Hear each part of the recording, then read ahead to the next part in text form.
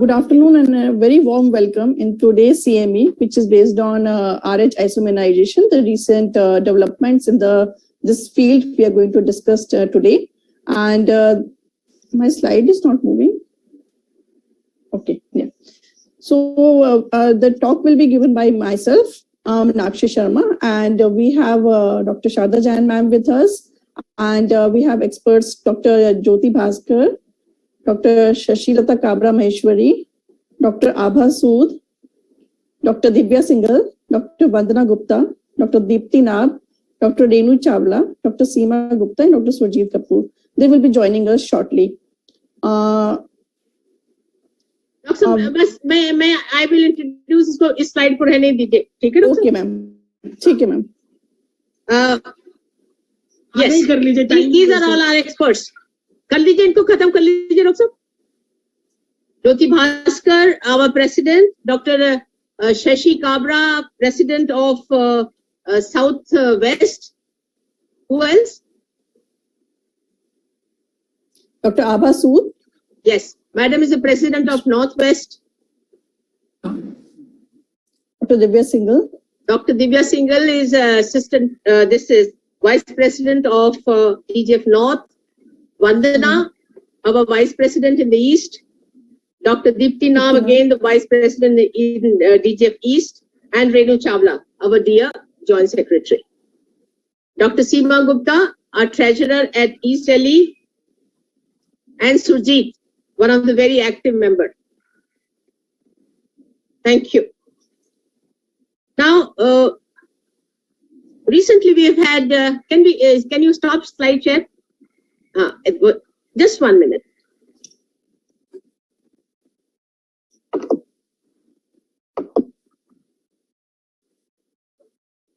Recently, we've had one great CME on RH isomerization by Dwarka. And I think each and every aspect was discussed on that particular day, and the CME went for 2.5 hours on that day. Now, what I realized at that time that, we should really go on a mission mode as far as NTD is concerned. One thing is very clear. Over a period of time, each one of us are getting at least blood group and RH done, wherever she's delivering, whether it's in a rural setting, whether it is in urban setting. One thing is very clear, that blood group is being done. Secondly is, the awareness has been there among the gynecologists and even the MBBS doctor who are practicing as gynecologists, that whenever patient is RH negative and her husband happens to be RH positive, the trouble starts. And then she has to be very careful about it. And here comes the role of NTD, Ma'am, you got muted.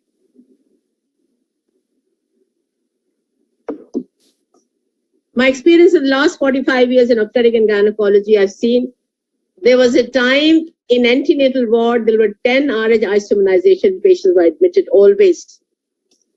And from that particular time, I can see that RH isomerization, people like us see once in a year. And that also, I get referred patients, and that is the things. So we have come a long way.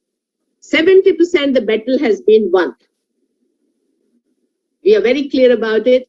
The first pregnancy, a lady who's RH negative and her husband is RH positive, the baby also happens to be RH positive. First pregnancy is usually spared, and especially so in case if there's an ABO incompatibility.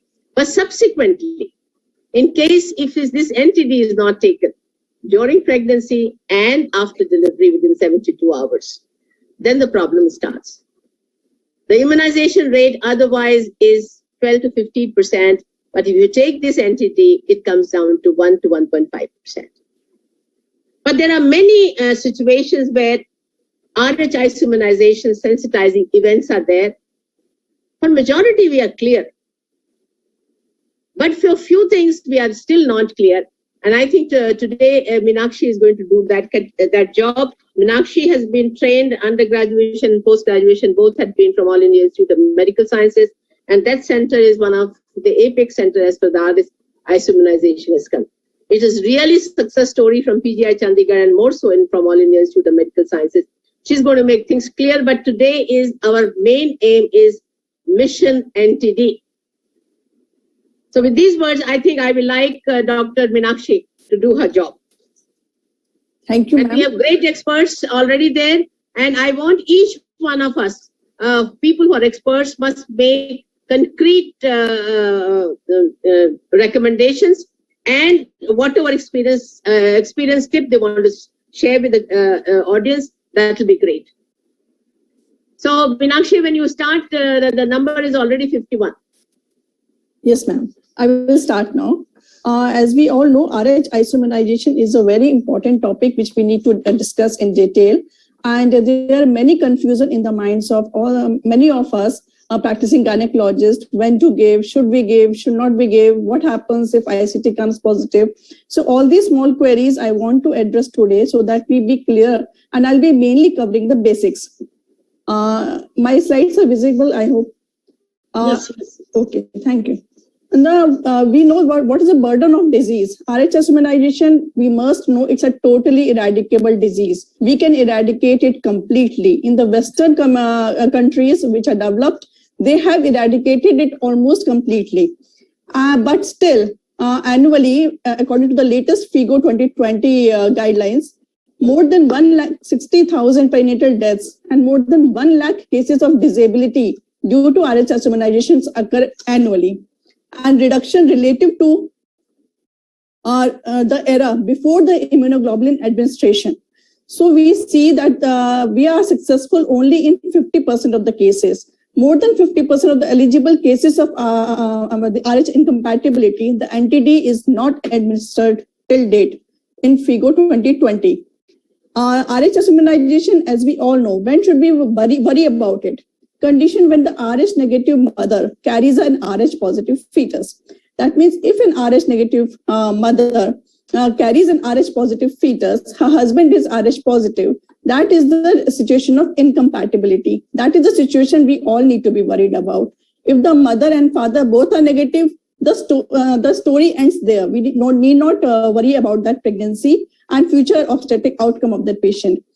RH isomerization maternal antibody production occurs in response to the fetal RBC RH antigen when the mother is RH negative and the fetus is RH positive, and these fetal RBCs reach the maternal circulation. That immunizes, that sensitizes the RH isomerization. We must be clear what is sensitization and what is immunization. A person who is RH negative, who had never been exposed to a RH positive RBC, the RH positive antigen, the immune system gets sensitized, and the mother, in response to the RH positive antigens, start producing antibodies. So sensitization occurs. It can occur in the first pregnancy due to the RH positive fetus, or it can occur even in events prior to pregnancy as well, like in blood transfusion or previous any mismatched blood transfusion which was given to the patient. Then this patient, when first is sensitized, the first immune response is to produce the IgM antibodies. And most of the cases in the first pregnancy, when the RH positive fetus is present and the fetal RBCs reach the maternal circulation and sensitizes the mother, IgM antibodies are produced which do not cross placenta and does not affect the first child. Subsequently, repeat exposure to the fetal RBC antigen, which are RH positive, can lead to a production of IgG antibodies. These are the antibodies which crosses the placenta and can causes the destruction of the fetal RBCs, leading to fetal anemia. So this concept has to be very, very clear. Our RH negative mother carrying an RH positive fetus, even if she delivers and does not receive any NTD, the sensitization do not occur in all the patients. It occurs in 16%. First pregnancy is usually uneventful. The newborn is safe, but mother has been sensitized in 16%. And these 16%, when they conceive subsequently, the mother produces an anamnestic reaction, immune response, and produces an IgG antibodies, which is in a high titer. And these antibodies, they cross over to the placenta and destroys the fetal RBCs, leading to fetal hemolytic anemia. So what are the causes and the risk factors for Rh isomerization? We should all be very clear. Exposure of the fetal Rh positive blood, like in delivery, vaginal or cesarean section, miscarriages, trauma, external cephalic version, invasive procedures like CVS, amniocentesis, chordocentesis, ectopic pregnancy, molar pregnancy, antepartum hemorrhage. These are the sensitization events which can occur in the normal pregnancy and intrapartum events, which will lead to feto-maternal hemorrhage. And this can sensitize to the mother. And the non-fetal exposure, if the mother had received a transfusion earlier, or a bone marrow transplantation earlier, or a needle stick injury, then they also can sensitize the Rh negative mother. We must know that feto-maternal hemorrhage occurs normally in most of the pregnancies. Moderate to severe fetal maternal hemorrhage occurs in very few pregnancies, almost 0.3%. And what is the average volume of the feto-maternal hemorrhage occurring in normal pregnancy, normal delivery, is usually less than 1 ml in 96% of the women. So most of the women have a very low feto-maternal hemorrhage. But fetal blood loss of more than 30 ml can occur in up to 1% of the pregnancies. And why 30 ml is important? Because 30 ml fetal blood loss is neutralized by 300 microgram of anti-D. If a blood loss feto-maternal hemorrhage is more than 30 ml, that means that patient needs to be administered an additional dose of anti-D. But we know that 99.3% of the women who have a feto-maternal hemorrhage of 4 ml can be adequately neutralized with 100 microgram of anti-D. And feto-maternal hemorrhage, most of the time, it occurs in third trimester or in intrapartum period. First and second trimester contributes to less than 10% of the total feto-maternal hemorrhage occurring in pregnancy. And we must also know that silent feto-maternal hemorrhage can occur. Mother may be absolutely normal, but a large volume of feto-maternal bleeds leads to severe neonatal anemia in absence of obvious maternal symptoms. And placenta can be normal occurring in the on the ultrasound. And it can occur at any gestation and can be fatal to the fetus. So we should know that the amount of feto-maternal hemorrhage in the first trimester events, second trimester events are very small. And even in delivery, it can be as low as 0.19. Maximum fetal maternal hemorrhage, which has been demonstrated in one study, was 65 ml. That was the maximum in that particular study. The risk of sensitizing also depends on the quantum of the leak. More the feto-maternal hemorrhage, more is the chances of mother getting sensitized because of the fetal Rh positive RBCs. Volume of feto-maternal hemorrhage is very important. If a feto-maternal hemorrhage is less than 0.1 ml, only 1% gets sensitized.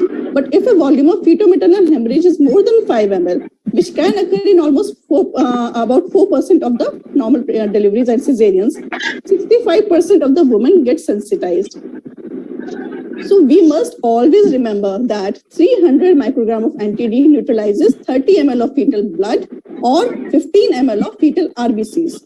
And 100 microgram dose of anti-D neutralizes 10 ml of fetal blood or 5 ml of fetal RBCs. Median fetal maternal transfusion at delivery is approximately 0.7 ml. And feto-maternal hemorrhage more than 10 ml after vaginal delivery occurs in almost 1% of the cases. Feto-maternal hemorrhage less than 5 ml occurs in most of the cesareans. This is also a very important finding in this particular study. Large feto-maternal hemorrhage usually does not occur even in cesarean section. Their finding has shown that the feto-maternal hemorrhage occurring in less than 5 ml, but there are situations where it can be more. So this is a test, Rosette test, which is basically a clumping of the fetal RBCs to immunoglobulins, anti-D immunoglobulin, which has been put on a slide. And this clumped fetal RBCs can be arranged in the form of a positive Rosette test. This is a quantitative test. And if it comes out to be positive, then it needs to be substantiated. Qualitative test is the Kilhofer-Betke test. Basically, there's a difference between a fetal RBCs and a maternal RBC. Maternal blood cells, adult RBCs, they are not resistant to acid elution. They give 80% of ethanol and treat with a citrate phosphate buffer on a slide. The adult RBCs, they become pale, while the fetal RBCs remain pink when they're stained with HNE staining. So the percentage of the bright pink fetal cells to the maternal ghost cells multiplied by 50 gives the amount of fetal whole blood in the maternal circulation. So this test has been recommended for determining the fetal-maternal hemorrhage whenever we suspect that it is going to be large. Meenakshi, 1 minute. Dr. Shailja Sinha, please can you mute yourself? There's a lot of disturbance, Dr. Shailja Sinha. Okay, yes, someone can mute. Thank you. Thank you. So postpartum prophylaxis, we have seen that if no postpartum prophylaxis is given, almost 12 to 16% of the women, they get sensitized. But if we give a single anti-D, which is a 300 microgram anti-D given within 72 hours of delivery of an Rh positive baby, this risk of immunization can be decreased to 1.5%. So many of the women will be saved for the subsequent pregnancy. And if we give a postpartum prophylaxis, that so many sensitization events which occurred during intrapartum will be neutralized. But we have seen that underutilization of anti-D is there even in postpartum prophylaxis. It started in 1968. More than 50 years have passed when postpartum prophylaxis became as a guideline.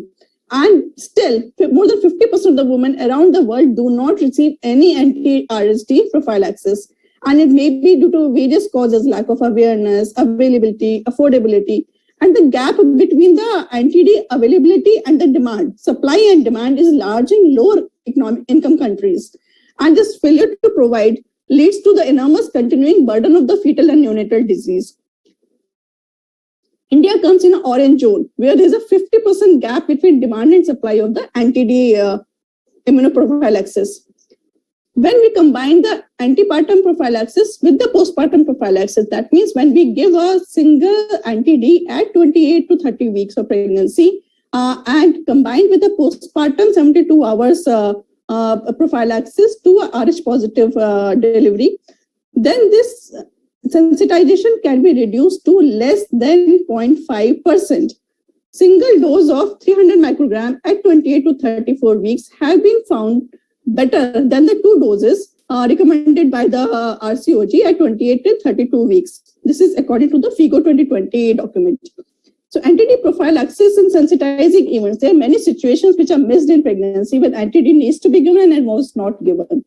In 1997, Howard et al. Stated that the provision of anti-D immunoglobulin was suboptimal in sensitizing events. In second and third trimester events, 25% of the patients in large maternity units and 33 patients in small maternity units did not receive anti-D immunoprophylaxis. In 2000, a study was published where women presenting to the emergency department prior to 12 weeks of pregnancy in first trimester, 97 out of 112 were discharges without even a RSD status known about the mother. Without even knowing whether the patient is RSD positive or a negative, 97 patients were discharged. And in 2001, survey showed that only 57% of the cases of threatened miscarriages received the anti-D immunoglobulin. So we see that there's a large gap in the utilization of the services.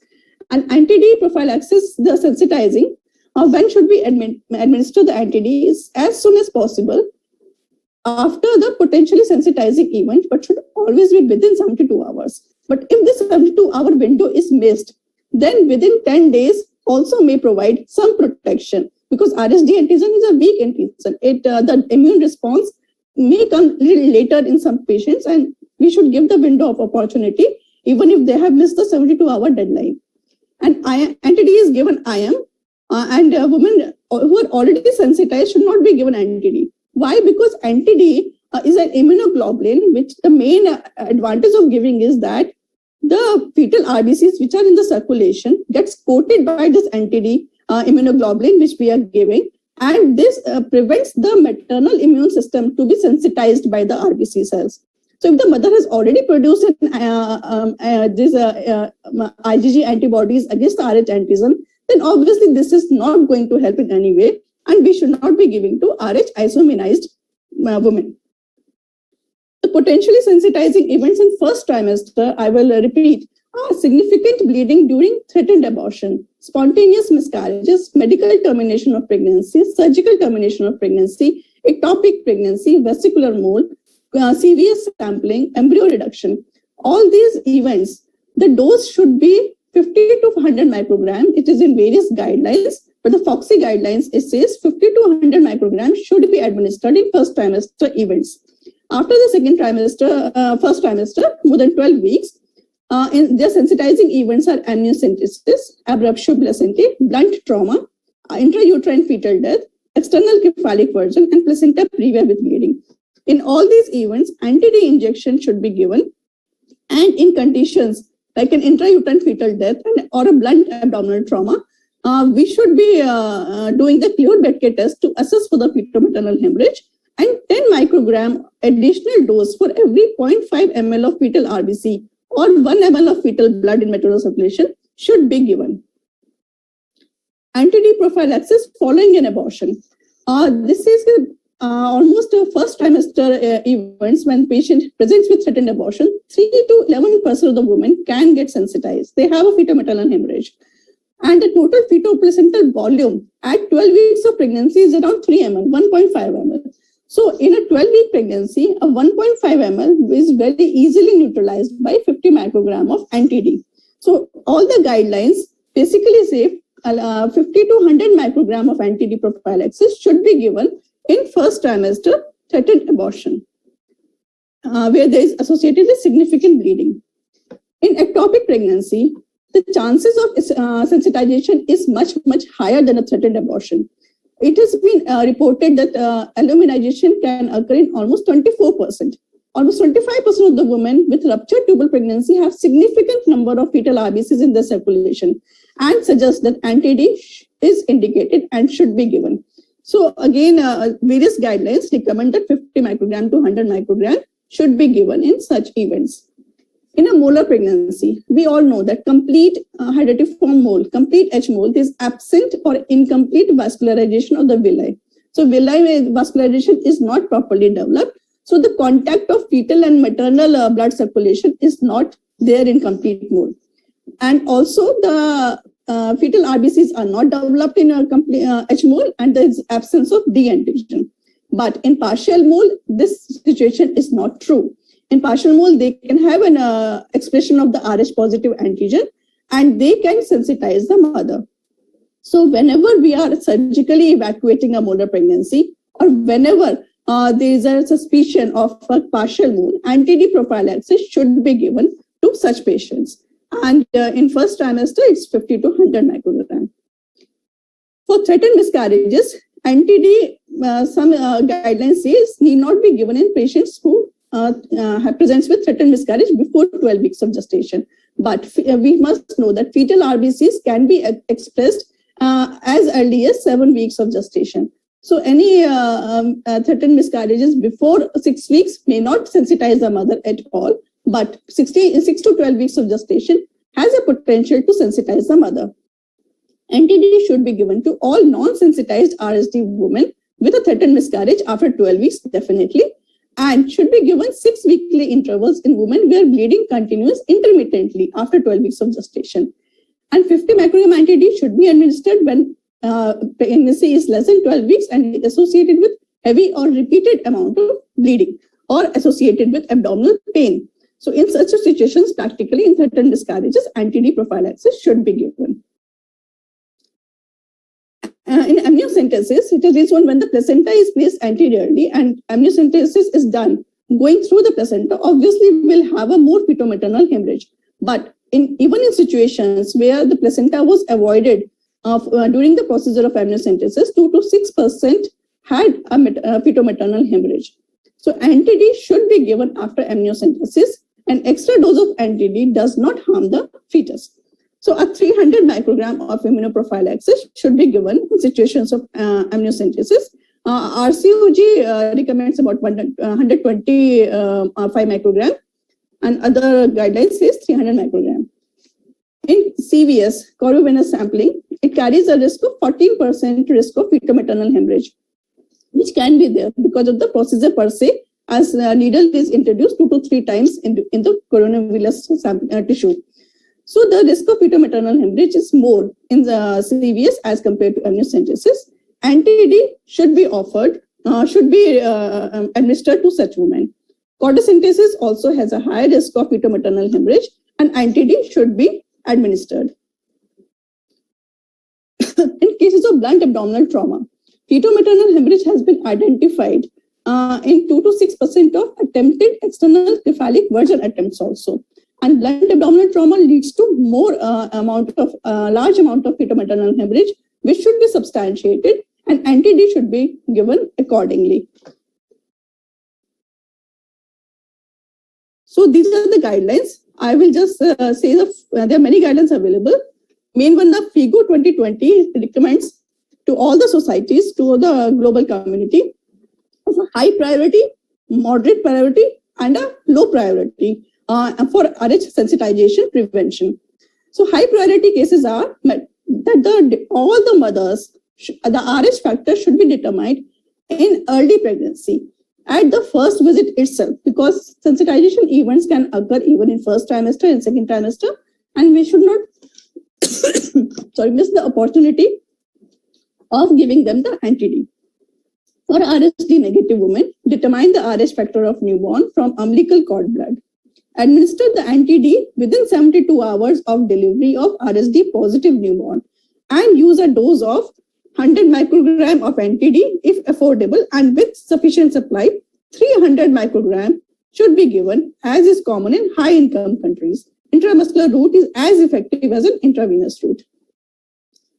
For the middle priority comes the antepartum prophylaxis. Routine anti-D should be administered during pregnancy. 300 micrograms single dose at 28 to 34 weeks takes care of the third trimester fetal-maternal hemorrhage.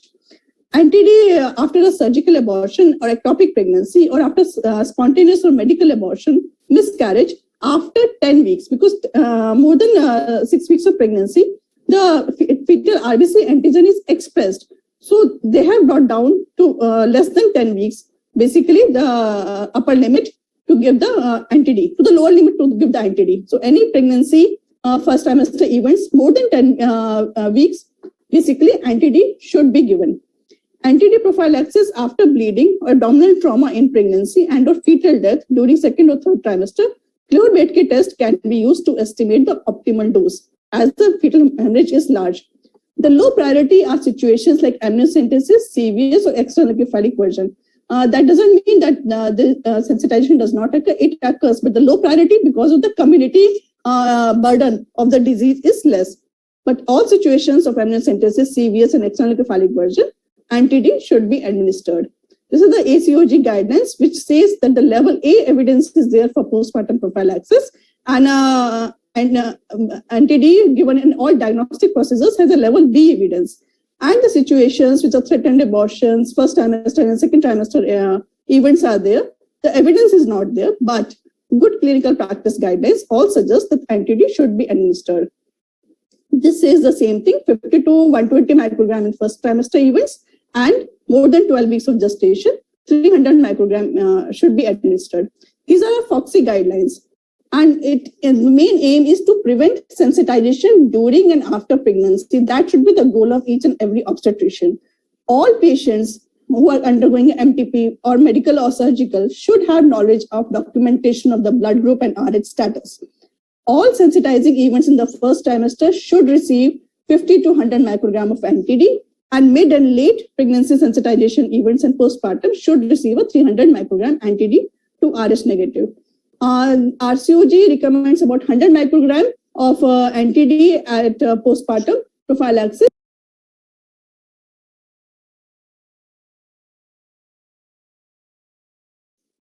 And actually, you're muted. You got muted. Dr. Meenakshi, please unmute yourself. Yeah, sorry. So I move on to the next slide. This I had just covered. This is just a repetition. So this situation comes as polyclonal anti-D versus monoclonal antibodies. Initially, polyclonal anti-D came, and this was basically a pooled sera from the RSD negative men who were immunized with RSD positive RBCs. All the pooled sera was collected and was converted to provided us the polyclonal anti-D. Since it is derived from sera of immunized humans, made up of mixture of antibodies with affinity for wide range of antigenic epitopes, limitations are that the requirement of human donors, limited capacity for production, and the risk of transmission of viral diseases and periodic shortages. So another technique came up, but monoclonal antibody came up, and this basically was a specific antibody which was a single antigenic epitope against which the antibodies were developed, and they were developed in a hybrid cell formed in the laboratory. So commercial preparation was available in a larger quantities, and it is highly specific and consistent result, consistent efficacy is there. It was uniform among all the batches and safe from transmission of viruses and harmful proteins. The limitations was that the maintaining a hybridoma in a stable culture is difficult, and generation of monoclonal antibodies is a time-consuming and a laborious process. Availability of growth supplements for hybridoma, such as fetal bovine serum, which was used for development of the monoclonal antibodies, is declining. So since the raw material for production of monoclonal antibody was declining, it was affecting the supply lines. This is the comparison between a monoclonal and polyclonal. Polyclonal is inconsistent in efficacy, while monoclonal is highly consistent and it's a highly purified antibody which was available. So another recombinant antibody has come up. This is the latest and the recent development in the RH isomerization prevention. It is basically the hybridoma-derived antibodies. They are recombinant DNA-derived antibodies, and they are injected in the hamster ovarian cells. The Chinese hamster ovarian cells are used to develop this. So this is basically the diagram, the polyclonal and the monoclonal. The main thing, the hybridoma producing monoclonal antibodies, a fetal bovine serum was used, which was declining in the supply. The recombinant technology bypasses those critical limitations of production lines, and we are able to produce this highly purified and highly effective recombinant antibody in Chinese hamster ovarian cell lines. So there was one study of a recombinant antibody which was done in by a Maker and group in RSD negative patient, a pregnant woman who did not receive an antibody, who delivered RSD positive. They were randomized to receive monoclonal antibody as well as the recombinant antibody. The ICT was performed in 72 hours, 90 days, and 180 days after the antibody injection. And serum samples were collected to determine the antibodies against the RN antibody at 90 and 180 days. And then they have seen the recruitment was in the 2:1 ratio, and the recombinant antibody was at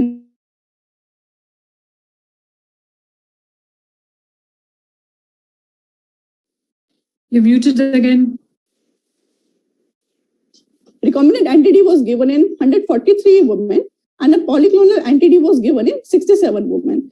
And they have seen that the ICT, the antibody levels at 90 days and 180 days were similar. There was no significant difference between the two antibodies which was administered. That means that this efficacy of the recombinant antibody is same as polyclonal antibody, and so it is non-inferior to polyantibody. And the adverse events were also similar. So recombinant antibody is found to be efficacious and highly safe to be given to postpartum women. So basically the recombinant antibody, it obviates the need of fetal bovine serum, which is in the short supply and was affecting even the monoclonal antibodies. And it is obtained from serum-free medium, like in polyclonal antibodies. So, and avoid the problems of cell lineage and mutations, which was observed in hybridoma production and storage, and it provided a better yield. So these are the various advantages of the recombinant DNA technology, which is now coming up. I would like to highlight this management. Whenever our Rh negative woman comes with an Rh positive husband, we at the first visit, antenatal visit, we must all perform an ICT titer. If the Rh status of the husband is not known, then we must determine the Rh status of the husband. If both husband and wife are negative, then nothing needs to be done further. But if mother is Rh negative and the husband is Rh positive, then we need to perform ICT. And if the ICT titer is negative, that means this lady is not sensitized. So we must repeat the ICT titers every 4 weekly and give the anti-D at 28 to 32 weeks. That is antepartum prophylaxis. After giving the anti-D at 28 weeks, we need not repeat the ICT titers because ICT titers will come low. Then most of the queries comes to me, anti-D has been given at 28 weeks, 32 weeks, I got a titer and it came out to be positive. It will be positive. ICT did not be repeated after giving an anti-D at 28 to 32 weeks. And then after delivery, we need to determine the RH status of the baby. If the baby is RH positive, we need to administer the anti-D within 72 hours. We must always remember this. Suppose at the first visit itself, the ICT comes out to be positive and it is less than 1:16 dilution. What does this 1:16 dilution means? It means the critical value. The critical value is basically at the value of that particular lab, that particular institute, where less than that, none of the fetus has developed anemia or hydrops. So that is the critical value. If any titer is above that critical value, then we need to investigate further and monitor the baby for fetal anemia and perform the treatment. So the ICT titer is low. It is less than 1:16. It may be 1:32 for that particular lab. It is lab specific. So repeat the titer every 2 weeks. And if it remains lower level, then deliver at normal time and no anti-D prophylaxis is needed for such a patient. If the ICT titers is rising or is above the critical value, then we need to monitor such patients every 2 weeks with a fetal ultrasound and MCA PSV Doppler. On ultrasound, we should look for features of hydrops and MCA PSV. If it is 1.5 MOM or more, it signifies fetal anemia. First, the fetus develops the anemia and later on, fetus develops hydrops. And if one MCA PSV comes 1.5 mm or more, I'm sorry, then we need to repeat after 1 week. If the repeat is also more than 1.5 mm, then this baby is anemic and we need to perform a chordocentesis to look for the hematocrit of the fetus and perform intrauterine transfusion if the fetal hemoglobin is less than 10 grams.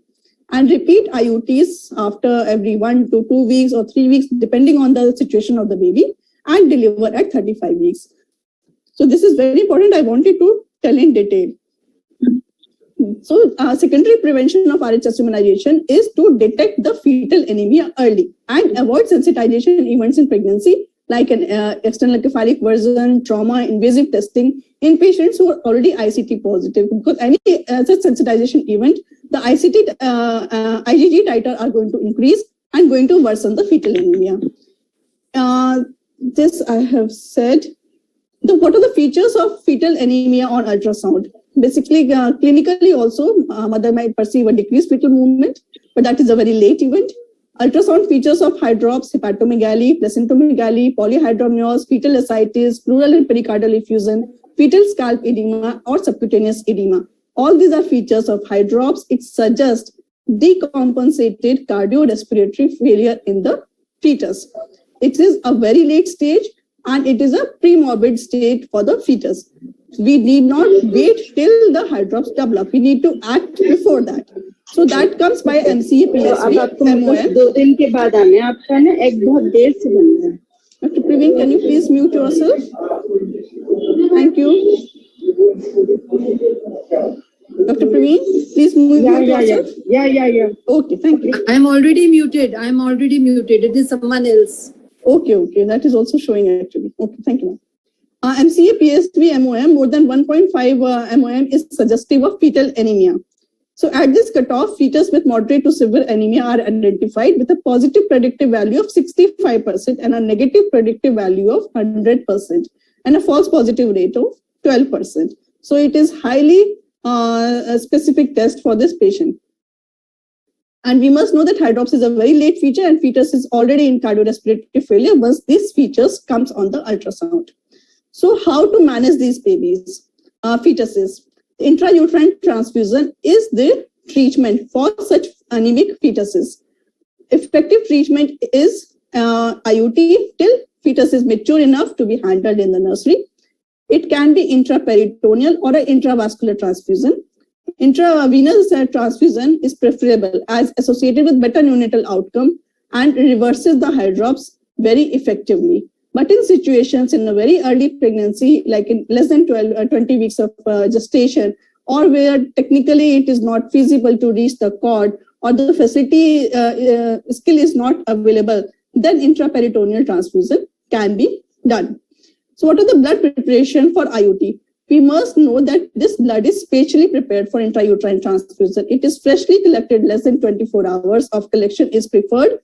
It should be O negative. O negative means the RBC does not have any antigens, and even the serum also does not have any antibodies. Hematocrit is 80 to 85%. It is gamma irradiated and leukodepleted. This is important because WC count should be less in blood which we are going to transfuse by intrauterine transfusion. It can lead to graft versus host disease. So to decrease that, leukodepleted blood is used, and all blood should be screened for HIV, HBsAg, HCV, and CMV. The intrauterine transfusion basically is an ultrasound guidance. The procedure is done under strict asepsis, and 20 to 22 gauge spinal needle is used, and preferred site are at cord insertion. If it is not feasible, like in posterior placenta, intrahepatic vein can be used for transfusion. Even free loop also has been used, but it is technically little difficult. Pre and post IUT fetal blood sample are taken for hematocrit, and intravenous transfusion is done at the rate of 5 to 10 ml per minute. And while the transfusion is being done, we should always watch for fetal bradycardia. When we are putting the patient for intrauterine transfusion, and just after putting the spinal needle in the cord, the first sample we take and send immediately for the hematocrit, and that should be available within 5 to 10 minutes. It should not be like 1 ghante baad aayega. It should not be like that, because our amount of transfusion depends on the pre-IUT hematocrit. And the volume is transfused is calculated by this formula: desired hematocrit minus the pre-IUT hematocrit. Desired hematocrit is always around 45 plus, and pre-IUT hematocrit, which we get immediately, upon donor hematocrit minus desired hematocrit. Donor hematocrit is usually around 85, and desired hematocrit is 45 plus. And multiplied by the feto-placental blood volume. What is the feto-placental blood volume? It's usually 80 to 120 ml per kg, depending on the gestation of the baby. Around roughly we take around 120 ml per kg. Normally we take the nomogram chart for that. And by the time the pre-IUT hematocrit is available, a rough calculation is done and an intrauterine transfusion is started. And the aim of the transfusion is to achieve a post-IUT hematocrit of 40 to 50%. This is higher than the hematocrit. If the fetus is severely anemic, we may not reach 40 to 50% in the first transfusion itself. The aim is to at least reach 4 times the hematocrit which is present in that severely anemic fetus. If we are able to reach 40 to 50% of hematocrit post-IUT, the number of transfusions will decrease, and it will definitely minimize the risk of the procedure. Next, IUT is decided by the fall of hematocrit, 1% per day. And intrauterine transfusion is again needs to be done if the predicted hematocrit falls to less than 30%. It usually occurs 2 to 3 weeks or earlier. In severely anemic fetuses, initial intrauterine transfusion may be done even in 4 or 5 days or a week, but gradually, as the fetal blood is replaced by the donor adult blood, the frequency of intrauterine transfusions decreases. Intraperitoneal transfusion, if it is done, there's a simple formula is there. Gestation age minus 20 multiplied by 10. So if it's a 28 weeks fetus, we are transfusing. So 28 minus 20 is 8, it's roughly 80 ml. And while doing the intraperitoneal transfusion, the spinal needle is in the fetal abdomen, and the fetal ascites is aspirated first, and then the intraperitoneal transfusion is continued. So it is only done in situations where intravenous transfusion is not possible. After the IUT, how do we monitor this patient? Should we be monitoring by the MCA PSV, or should we be monitoring by ultrasonography, or just a strict daily fetal movement count? How we should be monitoring? We should be using all. Strict daily fetal movement count is a very good indicator of a fetal well-being in the mother. Ultrasonography to look for features of heart drops, especially in patients where intraperitoneal transfusion was done, and we need to look whether the heart drops is appearing again. Non-stress test or a CTG is a very, very important for monitoring of these fetuses. MCA PSV Doppler does not predict fetal anemia. It may predict after first transfusion, but not later than that, because the fetal RBCs have a different that measurements than compared to the adult. So their graph of the peak systolic volume will not be able to predict the anemia in the such fetuses, since the fetal blood has been replaced by the donor blood. The complications are there. However, they are less. 2 to 3% is usually the complication rate of the intrauterine transfusions. Transient fetal bradycardia occurs in almost 8% of the procedures. So while we are transfusing these babies, we are looking at the fetal heart continuously. And whenever fetal bradycardia is there, we stop the procedure there and look for the reversal of the bradycardia. And even the fetal distress can occur due to cord accidents like a rupture in the cord, spasm, hematoma, or which can result in urgent cesarean and wrap it up. Yes, ma'am. And a choriomnitis and preterm babe. I just have a few slides only. So the conclusion is that every woman of childbearing age should have her ABO-RH type done at the first visit itself. Prevention of RH sensitization in mother by antepartum and postpartum anti-D should be a routine practice. The use of anti-D immunoglobulin prophylaxis in sensitizing events should be used to reduce the risk of immunization further. Early referral of RH isomerized patient to fetal medicine unit to improve the perinatal outcome. Thank you. I'll just stop sharing. So the main aim of the message is we should not miss doing a RH status of the mother. We should be doing a blood group as early in pregnancy as possible. And whenever there is a RH negative mother and RH positive husband, we need to determine the ICT first. If the ICT comes negative, we should take all precautions so that and detect any sensitization event. Whenever is there, we need to give the anti-D and routine anti-D at antepartum at 28 weeks and a postpartum within 72 hours of delivery of an RH positive child should be the norm. I think congratulations, Dr. Meenakshi. It has been absolutely comprehensive presentation of yours. I will divide as far the comments are concerned by the experts into two parts. Today's talk was the main mission was mission anti-D. I think, Meenakshi had made it very, very clear. She also guided you by the FIGO recommendations and as well as by FOXI recommendations. So these are the two recommendations which we need to follow. We stay in our country, we must follow the FOXI recommendations. And the bottom line is these BSV people have come out with the recombinant entity, and they have replaced the monoclonal entity already. So 300 doses available, 100 microgram dose is yet to come. It will be marketed very soon. That's the basic idea about this. So anybody, as far as the experts are concerned, Dr. Jyoti Bhaskar, Dr. Shashi Kabra, Dr. Abha, you make your comments as far as the mission entity is concerned. Let that particular be sorted out. Then we will go on to the RH isomerization topics. Dr. Jyoti Bhaskar. And I think Meenakshi's covered up all the important aspects of the anti-D. The main thing we need to understand is we need to do the blood group, determine husband's blood group, do an ICT, repeat ICT every 4 weeks, and an anti-D prophylaxis. And once given do not do an ICT. I think this point Meenakshi has raised very well. Many ICTs after we have given an anti-D, and again postnatally we need to give it. Sometimes between two, if we've given an anti-D and we do have a bleeding event after that, should we repeat the anti-D again after that? That's a question that comes to our mind. Yes, if 6 weeks have gone by since you've given the last anti-D and you do have again bleeding element, you can repeat an anti-D after that. So, when that's fine. we need, whenever there is a doubt whether we need to give or not to give, then we should err on the side of giving it rather than not giving these patients. And one more thing I want to raise, that there are many patients who come with taking a MTP pill themselves without even knowing a blood group.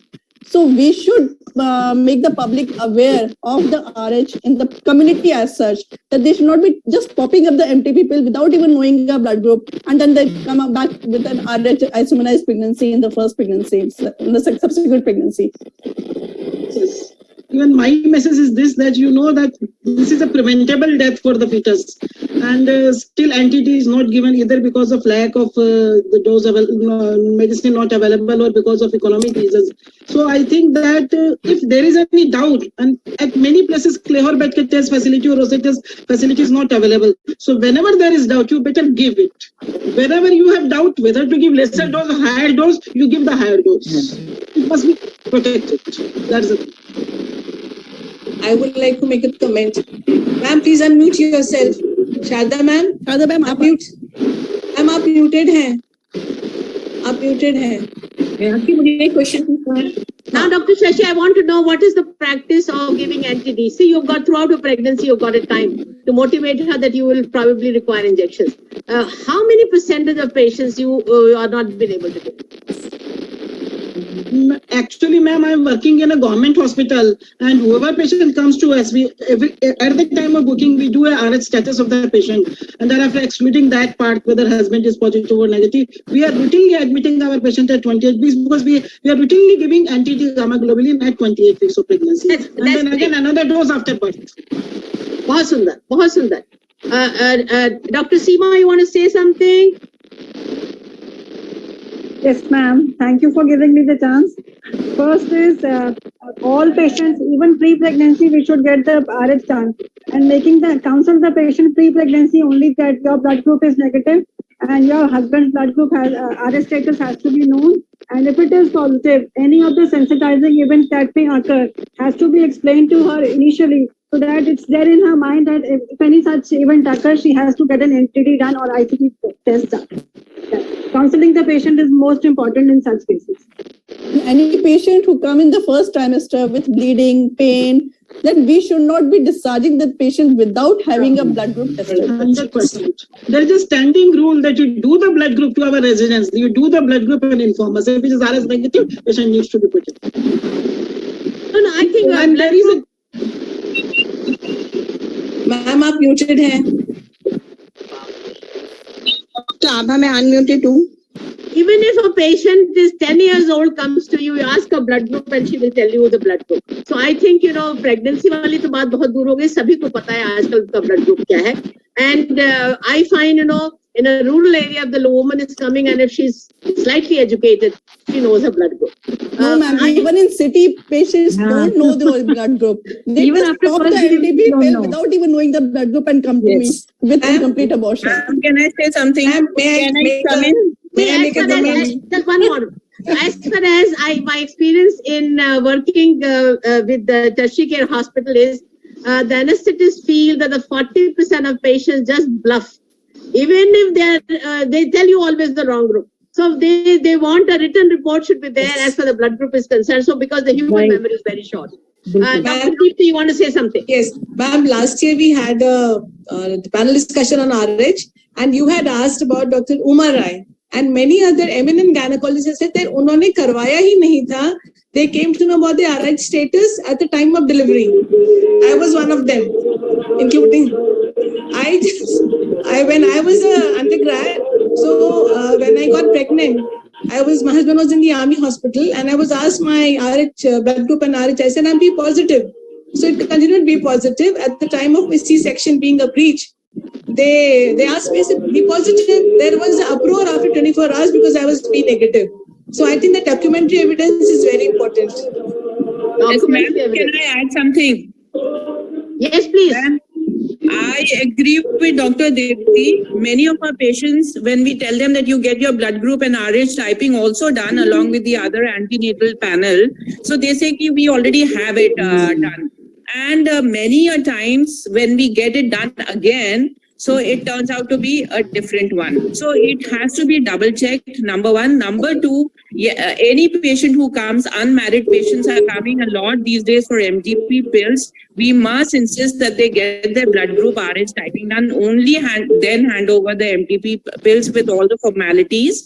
So because they tend to not get any of their tests done, they feel कि नहीं MTP pills मिल जाएं और बस बात खत्म. Thirdly, that yes, the amount of money that is spent in doing anti-D prophylaxis and afterwards also, like after delivery at 28 weeks, I think the money should come down. That is a request to all the companies. Madam, money has come down almost by 1,000 rupees, because this has come into the controlled medicine. Earlier it used to cost something like 2,000 rupees. Now it costs something 1,100 rupees or maybe less. Oh, great, Dr. Renu, you want to say something? Yes, Can I ma'am. come in? Can I come in? One Ma'am, question. Once Can I the come in? NTD has been given at 28 to 32 weeks, sometimes the level persists for a longer time, and when the cord blood direct Coombs test is done, it may come positive. So we have to take care, because whenever the direct Coombs test is positive, it is in a very low titer. So consideration should be given whether the NTD was, what time the NTD was given before delivery.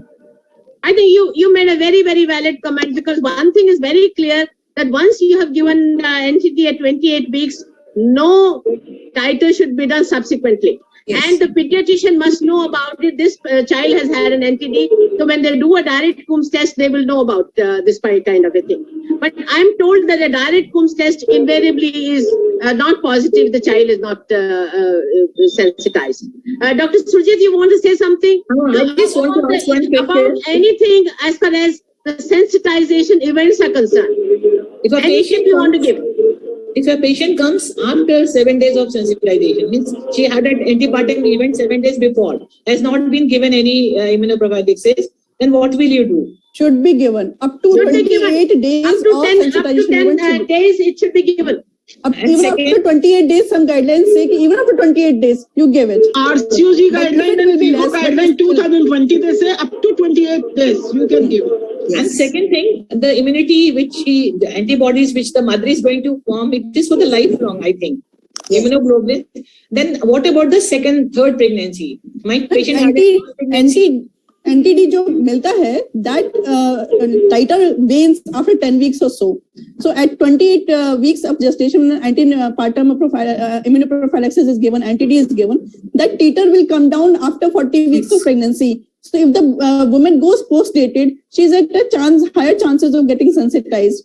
And after delivery, we need to give NTDs to that patient. In the patients who have been immunized, who have been sensitized previously, fetal RBCs, their IgG may be low, but when exposed to a fetal RBC antigen again later in life, they will mount a very high response. IgG titer will be very much raised, and these will cross over to the placenta and cause fetal anemia. So if it is sensitized, they will mount an IgG response, but an antibodies, they will decline after 10 weeks or so. And they are IgM antibodies, so they have a short life. IgG is after injection. Is that IgM is a sensitization event. Yes. So IgG may if the person is immunized, sensitized, उसको IgM antibody बन चुकी है because of the exposure of the fetal RBC antigens. And later on, when she is having the IgG antibody level, they may be low, but she will mount a response. That I agree. What I was talking was after injection, the antibodies which develop. They are low titer and they. No, ma'am. NTD is not an antigen which is given. NTD is an immunoglobulin. It's a IgG antibodies which protect the fetal RBCs so that it does not reach the immune system of the mother. That It's NTD very is not simple, going the to. RBCs are coated by these antibodies, so the isoimmunization does not take place. Yes. It's a basic idea. Now, is Dr. Abha is here? Abha soon? Yes, I want to. Yes, ma'am. You want to say anything, Dr. PGI Days? You want to say? Yes, ma'am, she's there. Very exhaustive presentation, but I have a few clinical dilemmas which I want to put forward. Suppose a patient has increased amount of hemorrhage. Dr. Shobha, can you please mute yourself? Or MRP, am I justified to give increased dose of NTD in such cases? Then the second is, what is the role of anti-D in chemical pregnancies? Should we give in such pregnancies or not? Then second, third is Yes, Dr. Complete your question. Strategy of checking ICT at 28 weeks. See, nowadays the nursery survival has increased. 28, I think, was supposed to be the period of viability. Suppose due to some complication, I have to deliver the baby at 24 or 26 weeks. So should I prepone the ICT and the antenatal anti-D accordingly? Then my another question is, what about giving anti-D in case the patient is opting for ligation also? This is a very practical problem. Then if the patient, suppose from a remote area, she has delivered and she comes after 3 weeks for some other complications and the RH status was checked and it turns out to be negative, ICT is still negative. So this answer I got just now, that up to 28 weeks, we can still give the anti-D injections. These were a few of my dilemmas, which I want little clarification. Thank you very much. I would like to answer your that ligation. It has been recommended by both the RCOG and FIGO guideline that even after ligation, you have to give protection with anti-D, because that particular moment patient is getting ligated, she may get remarried, she may lose her children later on, whatever reason, so it must be protected. Okay. And in a Chemical pregnancy, you don't need to do. chemical pregnancy, we should not, because the fetal RBC antigens are expressed at beyond 6 weeks of gestation. So before 6 weeks, fetal RBC antigens are not expressed. So it cannot sensitize the mother. Increased dose of anti-D in cases of instrumental deliveries or MRP. MRP, yes. MRP, yes. You give 300, you have doubt, give an additional 100 milligram. Give an 100 addition. microgram. And in one study where they have shown that the fetal-maternal hemorrhage was actually about less than 1 ml at term in normal delivery and in cesarean a little 2 times extra.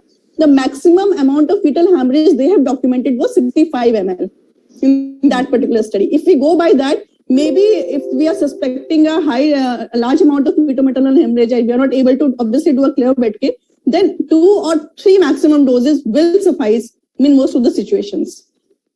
See, I repeat what Dr. Meenakshi had said. Majority of the people, the fetal-maternal hemorrhage is less than 1 mil, and this is good to the tune of almost 94-95%. Another 4% you find it is up to 4 mil fetal-maternal hemorrhage, and only 1% it is close to 30%. But whenever I feel, the dictum is whenever you have, doubts in your mind, give extra dose. Dr. Shashi, you are muted. Please unmute yourself. Dr. Meenakshi, I want to ask one question. And the person coming from a remote area, that is give extra dose.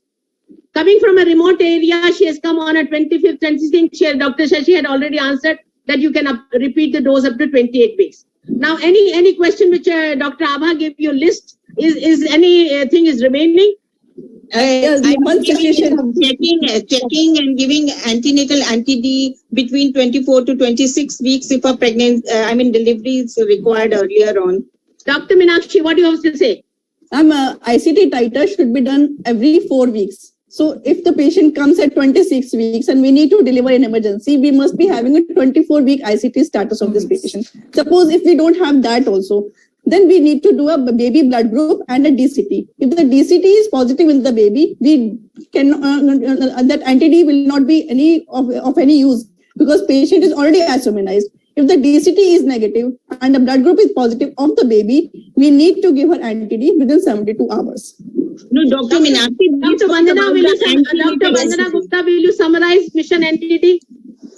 NTD has to be given to all. So first of all, NTD status. RH status has to be checked for all the mothers who are pregnant, and that has to be the dictum. And if the mother is negative, the father's blood group has to be checked. And if the father is carrying a positive blood group, then we have to check the indirect Coombs test at 28 weeks and then give the mother an NTD dose between 28 to 32 weeks. This is the FIGO recommendation and even Foxy recommendation. And another dose has to be given after the baby is born and the baby's blood group has been checked. And if the baby's blood group is positive, then definitely the mother receives another NTD dose which is 300 micrograms within 72 hours of the delivery. And if there have been a repeated hemorrhage, then between 28 to till the time of delivery, every 6 weekly a dose can be repeated. We want to, because we are not doing the quantification and qualification tests for the fetal-maternal hemorrhage, then if we feel that the fetal-maternal hemorrhage has been on the higher side, that is maybe above 60 ml, then we can give a repeat dose, a second dose, or at the max third dose, which will cover up to 100 ml of fetal-maternal hemorrhage. That has not been recorded as yes, highest has been recorded as 65 ml.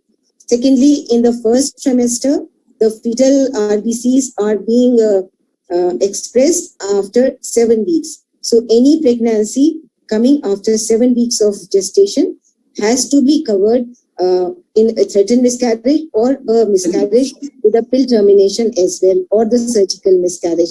Nowadays, the problem has come that many women and young girls, they come with pill terminations, multiple pill terminations without even knowing their blood group, and sensitized, and they cause trouble later on. And later on, they are troubled by this system, and their babies become hydropic or maybe fetal anemia. They develop, and costly treatments and costly supervision is required for them. We have passed our time, but I will give you 2 minutes for anybody to make comments, and then we wind up. Anybody? Ma'am, I want to make one comment. Yes, Dr. Vandana. Dr. Jyoti Bhaskar. I was just saying about the future research. Also, we should be aware of where we are going. So nowadays, even in UK and in some other countries, we're doing 15 to 16, taking maternal blood, and through that we are able to see the fetals, and we are able to determine the blood group. So if we find that the blood group is negative of the baby, then no further anti-D has to be given. So we are going to be saving those particular anti-Ds and the further monitoring. So that is an area where future research is going to be going, and hopefully we too get it in India soon. That's a long way to go. At this time, only one particular lab is doing it, and in Gangaram also they find it very, very difficult. So I think there will be a long way to go. Any last minute comment by anybody who wants to give an input? Last one minute, Dr. Shashikala. They've said that antenatal prophylaxis of NTD can be given in at two settings. One at 26 weeks and another one at 28 to 32 weeks. We can divide the dose between both the times. We can give 150 micrograms instead of giving 300 in one time. Yes, but single dose is better. It has been found to be better. Single dose at 28 weeks. Dose is better. Last, Dr. Meenakshi, you want to wind up? 1 minute last. That's it. Okay. Basically, the main aim and the key take-home messages are that we need to get the blood group of all the women coming as soon as coming to us. Even in with first trimester, any pain, any bleeding, blood group should be checked before they are discharged from the hospital. Yes. All patients who are Rh negative, husband Rh status needs to be determined. If the husband Rh is positive, that mother should be sensitized at that first visit itself that she will require an anti-D. And she should be asking for it at 28 weeks. We should counsel the patient in such a way.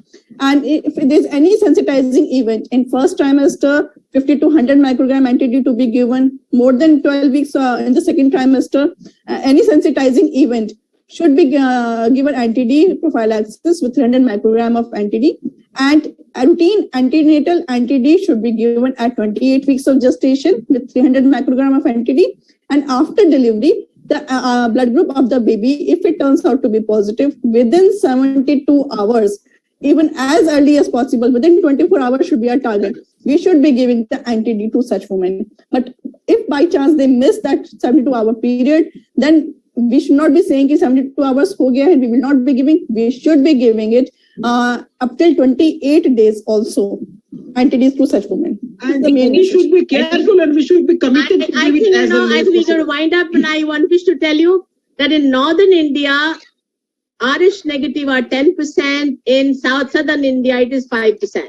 In Japan, it is not there at all. In China, it is 1%. And in Caucasian population, it is 20 to 25%. And as far as if the wife is Rh negative and the husband is Rh positive, it is said they are homozygous in 60% and heterozygous in 40%. That is what is the Indian statistics are. With that, thank you very much. The Mission NTD had been absolutely wonderful.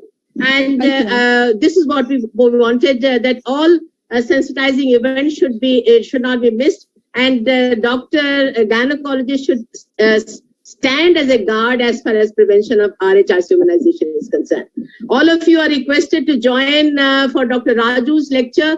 Whosoever is interested in infertility, that is at 4 o'clock. So thank you very much. All infertility patients should have a ABOR. Thank you. Thank you, ma'am. Thank you, ma'am. Thank you very much. Thank you very much. Patients should have an ABOR done.